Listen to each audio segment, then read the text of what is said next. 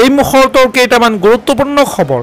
নীতিশ কুমাৰ নহ'লে দিল্লী দখল কৰিব নোৱাৰে বিজেপি চৰকাৰে। আৰু লগতে ইচ্ছা কৰিলেও নীতিশ কুমাৰক বিহাৰৰ মুখ্যমন্ত্ৰী পদৰ পৰা আঁতৰাব নোৱাৰে বিজেপিয়ে।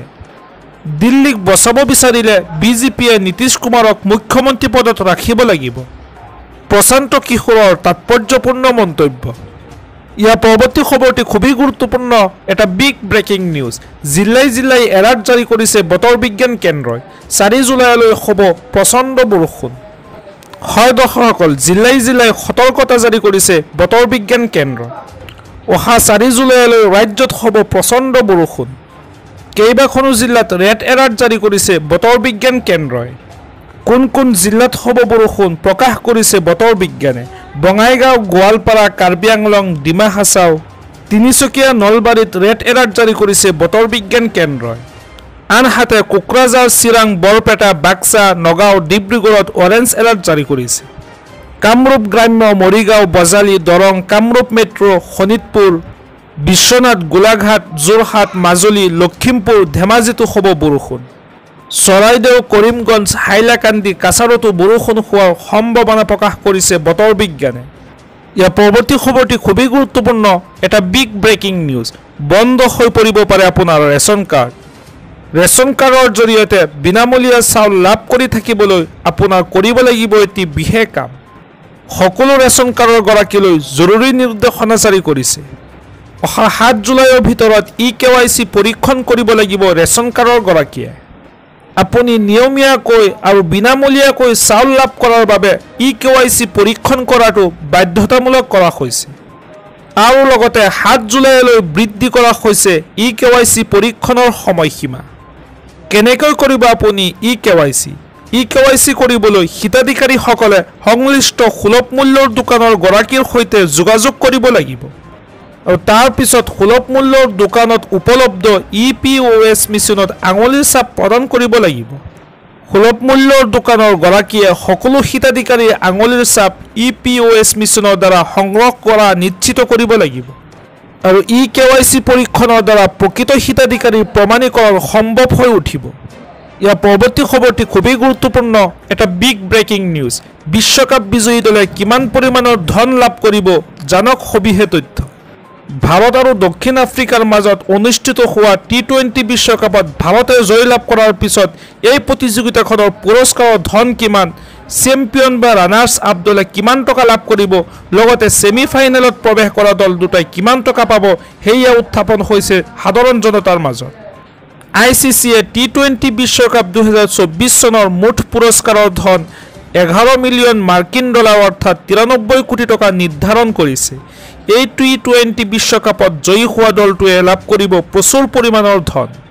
T20 বিশ্বকাপত বিজয়ী দলটোৱে 20 কোটি টকা, ৰানাৰ্ছ আপ 10 কোটি টকা, ছেমি ফাইনেলিষ্টে 6 কোটি টকা লাভ কৰিব। ইয়াৰ পৰৱৰ্তী খবৰটি খুবেই গুৰুত্বপূৰ্ণ, এটা বিগ ব্ৰেকিং নিউজ। বিনামূলীয়াকৈ 200 ইউনিট বিদ্যুৎ দিব চৰকাৰে। মহিলাসকলৰ বাবে ভাল খবৰ। হয় দৰ্শকসকল, জনতাক বিনামূলীয়াকৈ বিদ্যুৎ দিব চৰকাৰে। এই আঁচনিৰ অধীনত প্ৰতিমাহে লাভ কৰিব 200 ইউনিট বিনামূলীয়া বিদ্যুৎ আৰু ইয়াৰ বাবে অতিৰিক্ত প্ৰায় 21 কোটি টকা খৰচ হ'ব চৰকাৰৰ।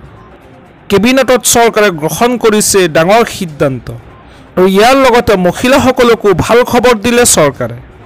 21 বছৰ বয়সৰ পৰা 50 বছৰ বয়সৰ মহিলাই লাভ কৰিব টকা। প্ৰতিমাহে মহিলাসকলক 1000 টকাকৈ প্ৰদান কৰিব চৰকাৰে। ঝাৰখণ্ড চৰকাৰে গ্ৰহণ কৰিছে এই বিশেষ সিদ্ধান্ত। আমি যাতে বিদেশীৰ শাসনলৈ কেতিয়াও ৰূপান্তৰ কৰিব নিদিও, তাৰ বাবে আমাৰ সংগ্ৰাম দেশ আৰু জাতিৰ বাবে কৰা সংগ্ৰাম। এয়া আমাৰ সংগ্ৰাম নহয়, এয়া আমাৰ নতুন প্ৰজন্মৰ বাবে কৰা সংগ্ৰাম। কোনোবাই আজি ভাৰতীয় জনতা পাৰ্টিক মূল্যায়ন কৰিব অৰুণোদয় পালোনে নাই, কোনোবাই ভাৰতীয় জনতা পাৰ্টিক মূল্যায়ন কৰিব চাকৰি পালোনে নাই, কোনোবাই ভাৰতীয় জনতা পাৰ্টিক মূল্যায়ন কৰিব ৰাস্তা হ'লনে নাই। কিন্তু অসমৰ ইতিহাসে 2016 চনৰ পৰা আৰম্ভ হোৱা ভাৰতীয় জনতা পাৰ্টিৰ এই শাসনক অসমৰ অস্তিত্ব ৰক্ষাৰ আটাইতকৈ সোণালী ক্ষণ ৰূপে ইতিহাসে তাক চিহ্নিত কৰিব, তাক লৈ মোৰ কোনো সন্দেহ নাই। আজি আমি দেশৰ কাৰণে, স্বজাতিৰ কাৰণে, আমাৰ সভ্যতাৰ কাৰণে আমি সংগ্ৰাম কৰিছো। ৰাস্তা হ'ব, দলং হ'ব, কিন্তু জাতিটোৰ যদি ভেটি হেৰুৱাই যায়, সেই ভেটি আৰু আমি কেতিয়াও নিৰ্মাণ কৰিব নোৱাৰো।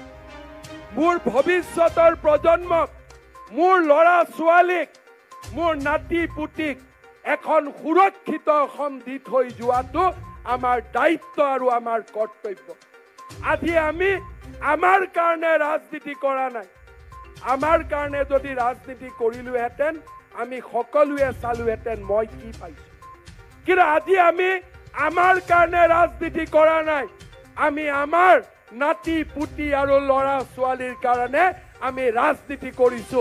তেওঁলোকক এখন সুৰক্ষিত অসম দি থৈ যাবলৈ আমি ৰাজনীতি কৰিছো।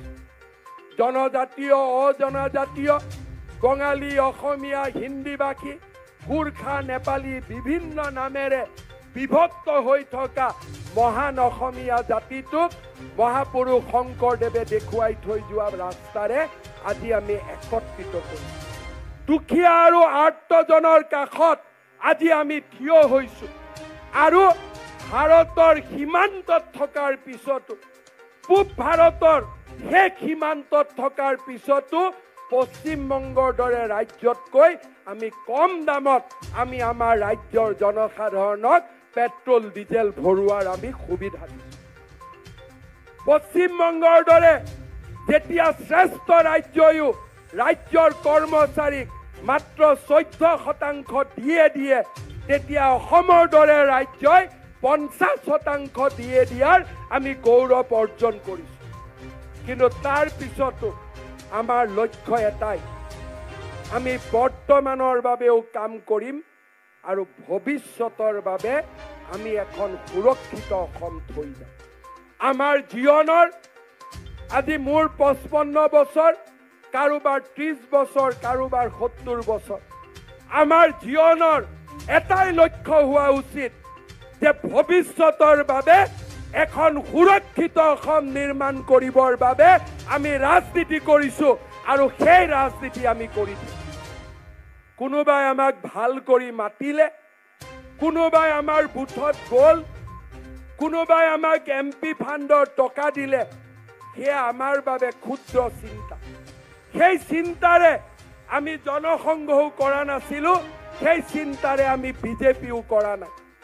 আমি যদি বিজেপি কৰিছো, আমাৰ হিন্দু সমাজৰ সুৰক্ষা, জাতিটোৰ সুৰক্ষা, ভৱিষ্যতৰ সুৰক্ষাৰ বাবে আজি আমি কাম কৰিছো। আৰু হিন্দু মুছলমানেৰে